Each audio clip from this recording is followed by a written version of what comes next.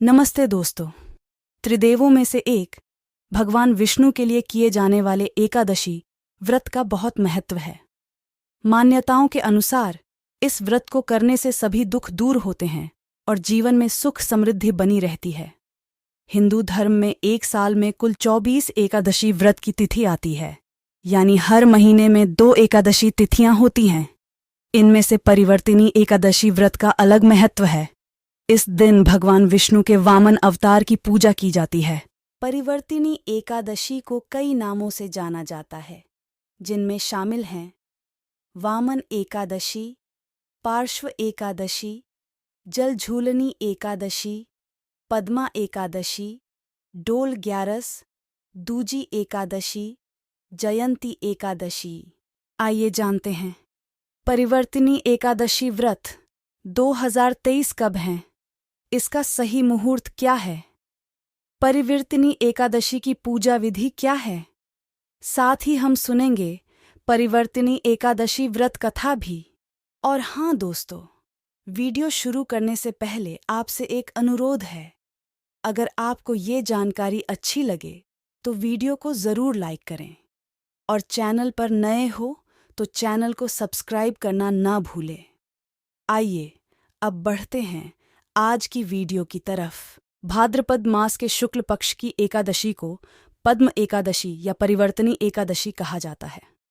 पौराणिक मान्यता के अनुसार इस दिन भगवान विष्णु, जो कि चतुर्मास की योग निद्रा में सोए हुए थे, तब करवट ली थी। करवट बदलने से भगवान विष्णु का स्थान परिवर्तन होता है। इस वजह से इसे परिवर्तनी एकादशी कहा जाता है। इस दिन लोग व्रत करते हैं और विष्णु जी के वामन स्वरूप की पूजा की जाती है। माना जाता है कि इस दिन व्रत रखने से माता लक्ष्मी प्रसन्न होती है और कभी भी घर में धन की कमी नहीं होती। कब है परिवर्तिनी एकादशी? 2023 में भाद्रपद महीने के शुक्ल पक्ष की एकादशी तिथि 25 सितंबर 2023 को सुबह 7:55 से शुरू होगी। 26 सितंबर 2023 को सुबह 5 बजे खत्म होगी। ऐसे में परिवर्तिनी एकादशी व्रत 2023 2 दिन यानी 25 सितंबर 2023 और 26 सितंबर 2023 को रखा जाएगा।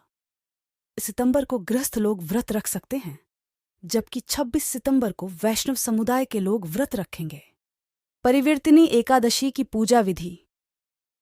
परिवर्तिनी एकादशी के दिन प्रातःकाल स्नान करके सूर्य देवता को जल अर्पित करें। इसके बाद साफ सुथरे पीले वस्त्र धारण करके भगवान विष्णु और गणेश जी की प्रतिमा स्थापित करें।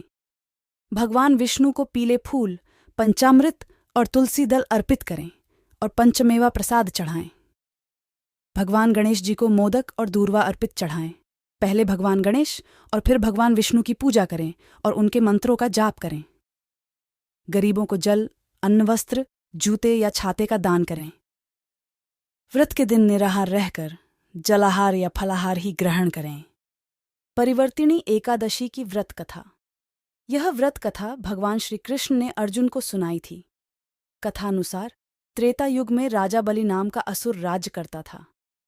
असुर होकर भी वह अत्यंत दानी, सत्यवादी और प्रजा की सेवा करने वाला था। अपनी भक्ति और सुशासन के प्रभाव से राजा बलि स्वर्ग में देवराज इंद्र के स्थान पर राज्य करने लगा। इससे देवराज इंद्र एवं सभी देवता भयभीत हो गए। सभी देवताओं ने भगवान श्री विष्णु से रक्षा की प्रार्थना की। भगवान श्री विष्णु ने देवताओं की रक्षा के लिए वामन अवतार धरा और राजा बलि के पास गए। विष्णु के वामन अवतार ने राजा बलि से 3 पग भूमिदान करने की याचना की। राजा बलि ने वामन की इस याचना को स्वीकार किया। दान का संकल्प करते ही श्री विष्णु के वामन अवतार ने विराट रूप धारण कर लिया और 2 पग में ही तीनों लोगों को नाप लिया। तीसरे पग के लिए कोई स्थान रिक्त ना रहने पर राजा बलि ने वामन के सामने हाथ जोड़कर अपना सर झुका दिया और तीसरा पग अपने सर पर रखने को कहा। राजा बलि की दयालुता और भक्ति से भगवान विष्णु अत्यंत प्रसन्न हुए और उन्होंने राजा बलि को पाताल लोक का स्वामी बना दिया। तभी से परिवर्तिनी एकादशी का व्रत रखा जाता है। इस एकादशी पर पाताल लोक में भगवान विष्णु की एक शयन करती हुई प्रतिमा सदैव राजा बलि के पास रहती है। कई जगह पर वामन जयंती द्वादशी के दिन भी मनाई जाती है। परिवर्तिनी एकादशी व्रत के लाभ। जो भक्त परिवर्तिनी एकादशी का व्रत रखते हैं उन्हें वाजपेय यज्ञ का फल प्राप्त होता है। इस व्रत को रखने से सभी पापों से मुक्ति मिलती है और मृत्यु के बाद मोक्ष की प्राप्ति होती है। इस व्रत पर दान करने से राजा बलि के समान भगवान विष्णु की कृपा बरसती है और जीवन पर्यंत बनी रहती है। परिवर्तिनी एकादशी पर माता लक्ष्मी का पूजन करना भी अत्यंत शुभ होता है। इसे घर में धन धान्य की कमी नहीं रहती।